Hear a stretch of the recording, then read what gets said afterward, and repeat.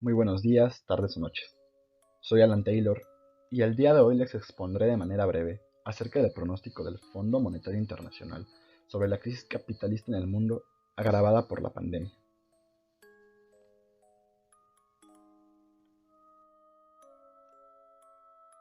19.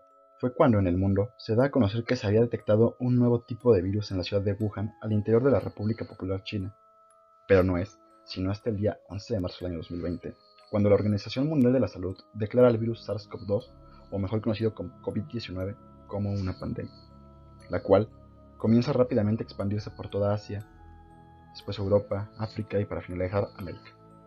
Hoy en día, para el momento de ser grabada esta exposición, se estima que hay alrededor de 96.6 millones de casos confirmados alrededor de más de 255 países y territorios alrededor del mundo.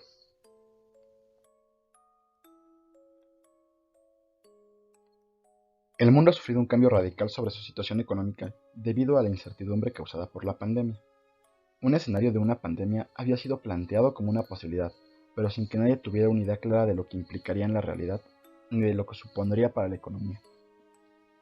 Ahora, estamos frente a una lastimosa realidad, en la que el crecimiento del contagio es exponencial, significando que, en cuestión de pocos días, 100 personas infectadas pueden pasar a ser 10.000. Trágicamente, se están perdiendo muchas vidas humanas y este virus continúa propagándose velozmente por el mundo.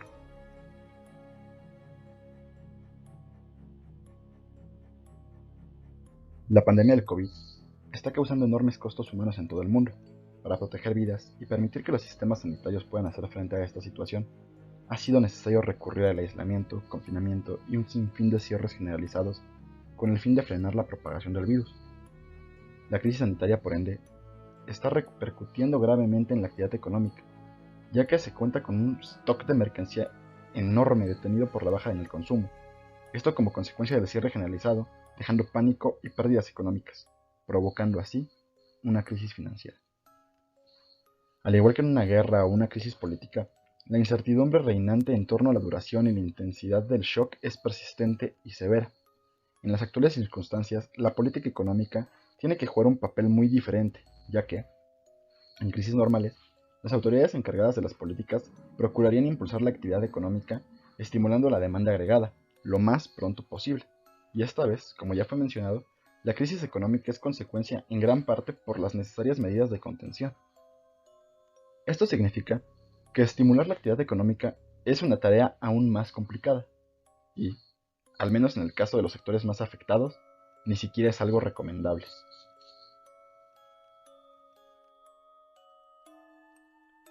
Debido a lo ya mencionado, es muy probable que este año la economía mundial experimente la peor recesión desde la Gran Depresión, que relegará a un segundo plano la recesión registrada durante la crisis financiera mundial hace más de una década. Todo esto, según las proyecciones dadas por el Fondo Monetario Internacional.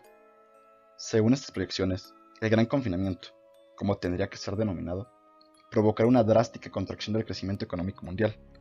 Para este año 2021, se proyecta una recuperación apenas parcial, con tasas de crecimiento superiores a la tendencia, pero con un nivel del Producto Interno Bruto que permanecerá por debajo de la tendencia a la que éste tenía antes de la pandemia, y con mucha incertidumbre en cuanto a cómo se da la recuperación, porque es posible, y quizás hasta probable, que se registren cifras de crecimiento mucho peores. Estas proyecciones estimaban que la economía mundial sufriría una brusca contracción del menos del 3% en 2020, mucho peor que la registrada durante la crisis financiera del 2008 al 2009, ya que en esta solo hubo un crecimiento económico de aproximadamente el 1.8%. Para afrontar esto, el Fondo Monetario Internacional propuso abordar la crisis en dos fases. Una fase que constaría de contención y estabilización, seguida de otra fase de recuperación. En ambas fases, las políticas de salud pública y económicas tendrían que cumplir papeles fundamentales, puesto que las cuarentenas y el distanciamiento social son indispensables para desacelerar el contagio, dar tiempo a los sistemas sanitarios para que estos puedan absorber la demanda de sus servicios y dar tiempo, asimismo, a los investigadores para que procuraran desarrollar tratamientos y una vacuna. Así que sería esencial incrementar el gasto sanitario para garantizar que los sistemas de salud estén dotados con la capacidad y recursos adecuados para hacer frente a esta situación.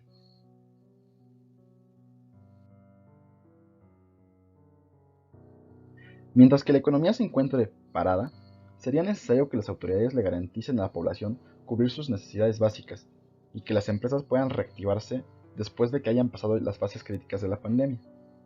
Estas medidas se han visto en los diversos gobiernos del mundo con el apoyo a las familias por medio de distintos subsidios, becas y apoyos, y también por medio de incentivos a las empresas privadas. Las rápidas e importantes medidas adoptadas por varios bancos centrales alrededor del globo también han sido cruciales en este sentido. Han evitado caídas en buscas de los precios en los activos y la confianza. Algo particularmente importante ha sido la activación y el establecimiento de líneas de crédito recíproco entre las principales bancas con el fin de proporcionar liquidez económica a escala internacional.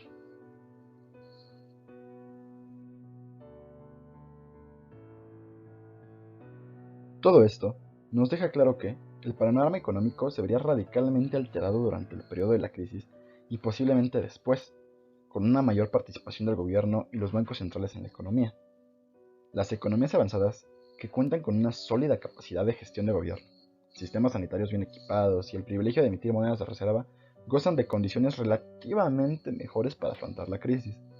Pero varias economías de mercados emergentes y en desarrollo, que carecen de todos estos activos similares y que afrontan crisis sanitarias, económicas y financieras simultáneas, necesitarán la ayuda de acreedores bilaterales de las economías avanzadas y de instituciones financieras internacionales. Debe de haber un esfuerzo mundial para garantizar que tanto los países ricos como los pobres tengan un acceso inmediato a las terapias y vacunas que se vayan desarrollando contra el COVID-19. La comunidad internacional también tendrá que incrementar la asistencia financiera a muchas economías de mercados emergentes y en desarrollo.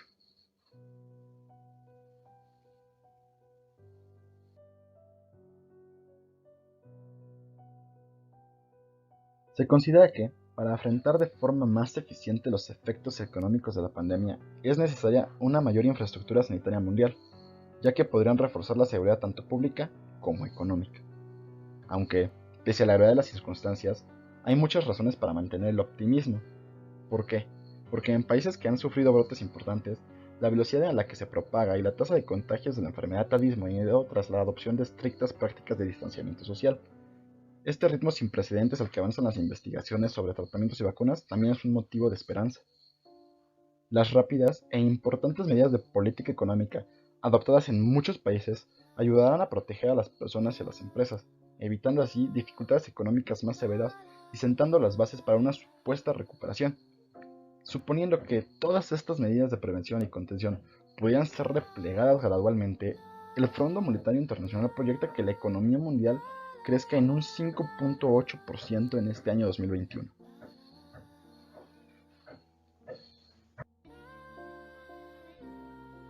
La última vez que la economía mundial se enfrentó a una crisis económica de esta magnitud fue en la década de 1930, y la falta de un prestamista multilateral de última instancia obligó a los países a salir en busca de liquidez financiera internacional, para lo cual adoptaron vagas políticas mercantilistas que no hicieron sino más que empeorar la desaceleración mundial. Una diferencia clave en la actual crisis es que ahora contamos con una red mundial de seguridad financiera más sólida. Previendo que distintos países enfrentarán problemas económicos, el Fondo Monetario Internacional una vez más está colaborando activamente en los esfuerzos en materia de políticas que están desplegando los países para limitar el daño económico, a través de sus servicios de préstamo que incluyen el financiamiento de emergencia mediante desembolsos rápidos.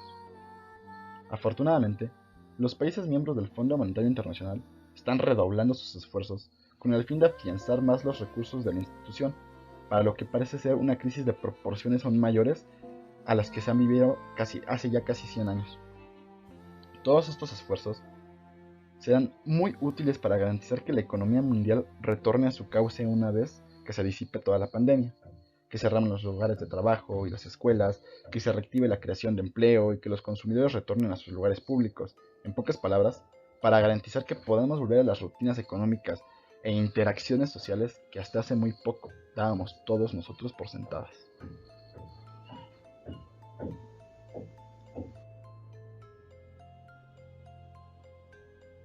En conclusión, el pronóstico brindado por el Fondo Monetario Internacional de un crecimiento de aproximadamente 5% está sujeto a los esfuerzos que realicen los países para garantizar que la economía mundial regrese a su punto máximo una vez que sea acabada la pandemia. Por esto, que la prioridad inmediata debe ser contener las secuelas del brote de COVID, sobre todo incrementando el gasto sanitario a fin de reforzar la capacidad y los recursos del sector salud mientras adoptan medidas para reducir el contagio. Además, las políticas económicas tendrán que amortiguar el impacto en la disminución de la actividad que tendrán las personas, las empresas y el sistema financiero, para así garantizar que la recuperación económica pueda empezar rápidamente una vez que se disipe la pandemia. Esto es todo por mi parte. Espero les haya gustado. Muchas gracias.